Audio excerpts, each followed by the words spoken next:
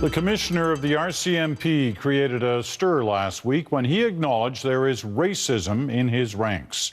Now, to add to the force's troubles, an officer in British Columbia is being asked to respond to allegations of violence against two Indigenous men.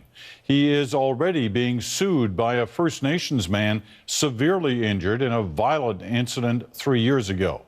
And what's more, the same officer admits that in a separate criminal investigation, he lost evidence, a bag of cocaine. The CBC's Eric Rankin has the details. Mountie Brian Heideman is facing mounting allegations, springing from a violent incident caught on camera at the Terrace RCMP jailhouse in April 2012. Robert Wright, a First Nations man, brought in for impaired driving, handcuffed, made to kneel on a concrete bench, then suddenly thrown to the ground headfirst by Constable Heideman. What did I say about keeping your feet crossed? Wright suffered permanent brain damage and is suing Heideman. Now, new documents filed in the case contain shocking new allegations that Heideman assaulted two other First Nations men within 1 month of Wright's devastating injuries. Both men, like Wright, restrained. And that Heideman admitted losing a seized bag of cocaine while also under investigation for using illegal steroids. Some of that information coming from Constable Heideman himself and from his former Terrace RCMP supervisor, testifying under oath. A disclosure of facts revealed before Wright's lawsuit is heard.